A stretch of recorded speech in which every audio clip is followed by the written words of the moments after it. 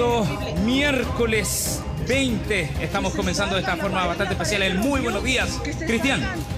¿Qué tal? ¿Cómo están? Muy buenos días. Lamentablemente no son muy buenos días para el pueblo mexicano, que ayer sufrió, después de 2 semanas, un nuevo terremoto. Había sido el 7 de septiembre en Chiapas, ahora en el estado de Morelos, en Ciudad de México. Se habla ya, la última información que estábamos entregando era de 224 muertos, ¿no? Eso es la última cifra que se ha entregado. Y lamentablemente hemos visto gran cantidad de edificios, como estamos viendo en las imágenes, que han colapsado, que han caído completamente. Se habla más de 40, ¿no? Exactamente, cerca de 40 edificios que quedaron completamente desplomados a raíz de este sismo de 7.1 en la escala de Richter, que uno podría creer que no era tan intenso en términos de la magnitud que tuvo. Sin embargo, tuvo efectos devastadores, y ya vamos a estar analizando el porqué. El tema ahora es el rescate de decenas de personas que han quedado atrapadas bajo edificios, y quizás una de las situaciones más duras, más complicadas, es la que se ha dado en una escuela que se desplomó, una escuela que tenía niños de preescolar, de básica y de enseñanza media, y que dejó atrapados a decenas de ellos. Ya lamentablemente se ha confirmado una veintena de niños muertos en esa escuela, pero continúan los trabajos de rescate y la angustia de decenas de padres que están apostados en las afueras del colegio, tratando de saber algo de sus hijos, gritándoles, buscando alguna señal que les permita dar con su paradero. Son imágenes realmente muy, pero muy duras, porque sobre todo nosotros, que somos un país sísmico, que lo hemos vivido, imágenes como estas de drama, de dolor, de sufrimiento. La verdad es que ha sido un día muy, pero muy duro para el pueblo mexicano. Una de las cosas más tremendas tiene que ver con la cantidad de fallecidos. En realidad que uno está como acostumbrado, bien lo dices tú, somos un país que tiene demasiada cultura relacionada con el tema de los terremotos, y al ver estas imágenes también se nos hace demasiado familiar. Entonces, claro, encontrarnos con esta cantidad devastadora de la cifra, ya hay sobre 200 personas fallecidas, claro, y todavía falta mucho por recorrer en cuanto a las construcciones que se han Cuando desplomado. además, se cumplían exactamente 32 años del devastador terremoto del año 1985, que tuvo un saldo de más de 10.000 personas fallecidas. A partir de ese hecho se llevaron a cabo una serie de modificaciones en los sistemas de emergencia, en un sistema de alerta temprana que lamentablemente en esta ocasión no funcionó como se esperaba, porque donde están los monitores sísmicos no estaban en el lugar preciso donde se registró este gran terremoto. Bueno, de hecho, ayer justamente en la mañana habían hecho un simulacro. Exactamente. Simulacro de terremoto, lamentablemente después. Un par de horas antes de este. Exactamente, la realidad fue más allá de la ficción. Tenemos el contacto con Paola Peñafiel, periodista chilena que está ahí en México, en Ciudad de México. ¿Qué tal, Paola? ¿Cómo estás? Muy buenos días. Hola. Cuéntanos de este despertar amargo que han tenido ahí en México. Bueno, sí, la verdad ha sido muy lamentable todo lo que ha ocurrido. Es increíble también ver la gente, la solidaridad y la unión que ha tenido el pueblo mexicano, porque esto ha entristecido a todos. Justo el día que era el aniversario número 32 del terrible terremoto del 85, se produce una nueva tragedia y que ha dejado más de 215 muertos. Yo acá vivo en la zona de Santa Fe, que es una zona más moderna, residencial, y donde se ubican muchos de los nuevos edificios con empresas internacionales. Y afortunadamente aquí no pasó mucho, los edificios se mantuvieron, tienen construcción antisísmica, entonces pudieron resistir bastante bien. Pero las zonas más céntricas, Condesa, la Roma y todas esas zonas más aledañas al centro histórico de la capital, efectivamente se vieron muy, muy dañadas. Pero lo que yo quisiera igual rescatar es, porque me ha llamado muchísimo la atención, porque nosotros siempre decimos, los chilenos somos muy solidarios cuando algo ocurre, pero no somos los únicos. El pueblo mexicano se ha unido, acá en mi zona donde estoy yo, y en distintas zonas también que no ha ocurrido mayores problemas. Se han unido, se han juntado las personas para llevar agua, alimentos a los voluntarios, policías y soldados que están trabajando en los rescates, para llevar linternas, material de rescate, y la verdad es muy admirable. ¿Paola? El mexicano es...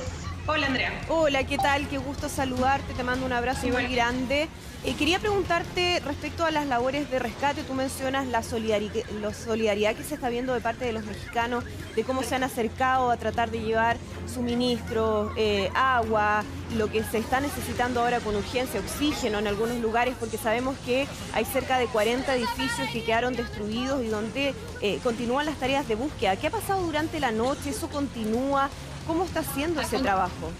Ha continuado durante toda la noche. Es increíble, la gente no se ha movido, ha llevado linternas, ayuda, o sea, de hecho hay un montón de cantidad de agua y comida para los voluntarios, mucho más de lo que se podría necesitar, pero el pueblo mexicano se ha querido mover, ha querido estar presente para ayudar a la gente. Y si no puede estar ahí en el rescate mismo, lo ha hecho de esta manera, ayudando a los voluntarios. Es admirable lo que ha pasado con el pueblo mexicano y una pena los casos de derrumbe y que la gente todavía sigue atrapada. Como tú mencionabas, Andrea, el caso más dramático vendría a ser el del colegio que se llama Enrique Rapstamen y que ha dejado hasta ahora 25 niños fallecidos y 4 adultos. Claro Todavía hay 30 desaparecidos. Claro, de hecho la sensación ayer para nosotros los chilenos era una sensación como de domingo, pero era martes, un día completamente hábil, laboral, con los niños en los colegios. Por lo mismo el drama de todo esto que pasó ayer durante la tarde en Ciudad de México. Pero Paola, la sensación después del movimiento, ¿cómo fue en la ciudad? Me imagino el caos en las calles, ¿no? Caos absoluto. Imagínate que, como yo les contaba, yo vivo en una zona donde prácticamente no hubo derrumbes, no pasó a mayores, pero aún así yo estaba en un supermercado donde todas las botellas empezaron a caerse, los carteles se movían y la gente salió histérica a la calle. Pero justo había habido un simulacro, entonces como que la gente al principio decía, ¿está ocurriendo de verdad o no? Y lo que favoreció igual ese simulacro es que afuera de los edificios, tanto de oficinas como residenciales, se habían delimitado un perímetro para que la gente pudiera evacuar de mejor manera en este simulacro. Y esto ayudó de alguna manera a cuando el hecho ocurrió de verdad. Bueno, de hecho acá, Paola, te cuento que estamos también con algunos expertos. Estamos con Luis Salamanca, que es prevencionista riesgo. ¿Qué tal, Luis? Muy buenos días. Muy buenos días. También con Michael Dobbs y Cristian Salazar, geólogos. Muy buenos días. Con don Iván, meteorólogo también. A ver, Michael, te quería preguntar, porque mucho ha llamado la atención con respecto a los edificios que se han caído, que se han desplomado. ¿Cómo se puede explicar todo esto?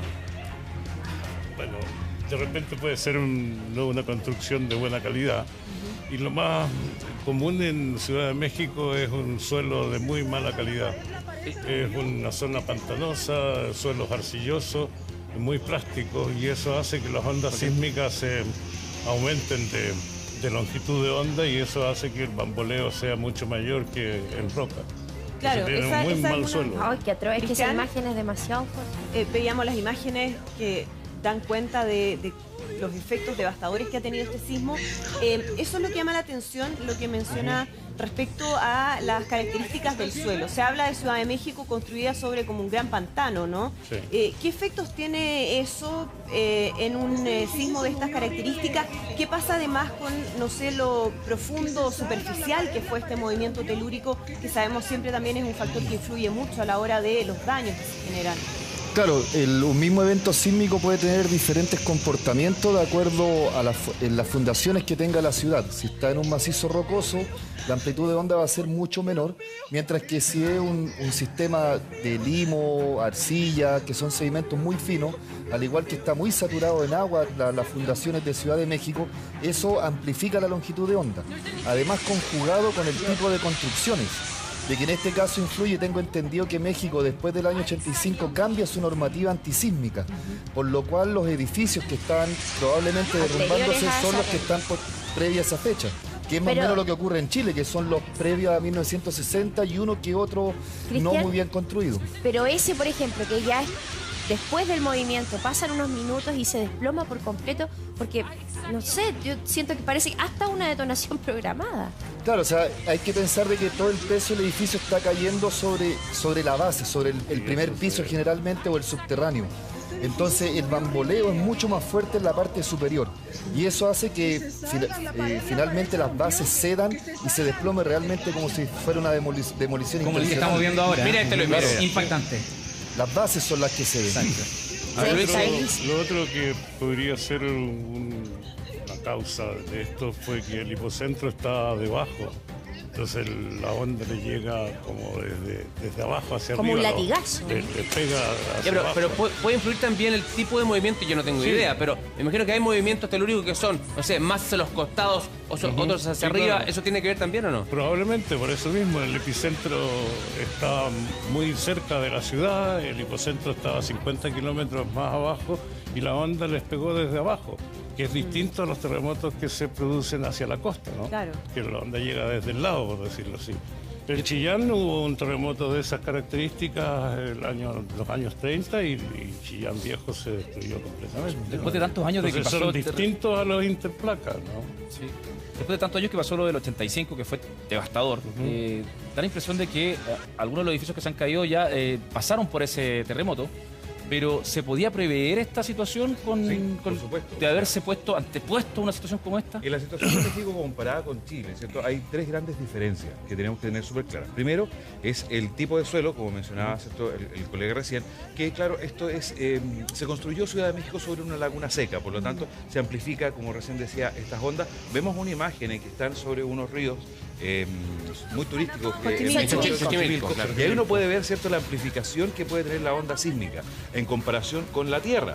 Si uno ve, ¿cierto?, que una gringuita que estaba hablando ahí, ¿cierto?, el inglés decía, oye, qué mala suerte estar arriba de un bote. No, al contrario, es muy buena suerte, porque se absorbe mucho mejor toda esta onda de energía. En segundo lugar, ¿cierto?, aparte de lo que ya estamos hablando de que Ciudad de México está construida sobre esta laguna seca, el segundo factor importante es la enorme construcción.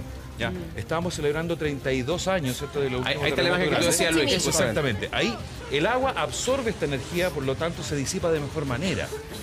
Pero imagínense esta misma agua que se está moviendo, pero amplificado muchísimas veces más en tierra, y esto es lo que produce ese bamboleo gigantesco de la construcción, pero como recién estaba diciendo, los edificios que son más antiguos, que tienen una regla, una norma de construcción. Acá en Chile tenemos una norma de construcción bastante eficiente, eficaz. Tenemos que ver el lado bueno por el lado de Pero nosotros, son materiales de- livianos que veíamos en esas oficinas que se empiezan a desprender estos cielos falsos. Más que nada son ¿cierto? construcciones más antiguas, ¿ya? Son construcciones más antiguas que no han Eso, soportado, eso. que no han estado significativamente puestas a prueba con respecto. Esto, lo que estamos viendo ahí, es una construcción nueva, por lo tanto se desarma. Entonces, ¿qué es lo que significa eso? Que la energía se disipa, que la construcción en sí no va a sufrir grandes daños, por lo tanto esa energía se disipa, se libera. ¿Qué es lo que va a caer? Un cielo falso, Exacto. un cielo americano que no te va a hacer gran daño. ¿Qué es lo que Por pasó tanto, acá en el aeropuerto de Santiago? exactamente, cuando el fue el tejido terremoto? empresarial Sí. también, que la construcción soportaba. Y el tercer punto más importante, que tiene que ver mucho más con las personas, es la densidad poblacional que tiene la Ciudad de México. Estamos hablando de 20 millones de Una personas, megápolis. ya, Creo, ¿no? que la pobreza, ¿cierto? La pobreza en los materiales de construcción, ¿cierto? La falta de fiscalización. Vemos la mampostería, todo Pero lo eso que se es ve bastante revestimiento. nuevo ese edificio. Perfecto, pero está diseñado así y es importante ahí la prevención. O sea, cuando decimos aquí en Chile, estructura señora, queda buena. no salga corriendo desde el interior del edificio hacia afuera, es que puede producirse este tipo de escenario. Y si hay terrenos de mala calidad como estos, por ejemplo, ¿es posible igual construir? Sí. Sí. Con Eso una es lo que está fundación pasando. apropiada. Ya, o sea, veamos en ese flotante, aspecto ¿no? nosotros debemos estar tranquilos porque tenemos el sector de aeropuerto. Veamos que las es dunas de muy Concón, pantanoso por también. ejemplo. Las dunas de Concón que También. podemos ver en Viña del Mar. Y cómo Exacto. se construyeron estas cosas. Hay gente que rasga vestidura. Es que ahí está el tema. Las fundaciones, como bien dice acá el colega, por supuesto que son fundamentales, fundaciones fundamentales para autorizar una buena construcción y que nosotros podemos estar más o menos tranquilos de que va a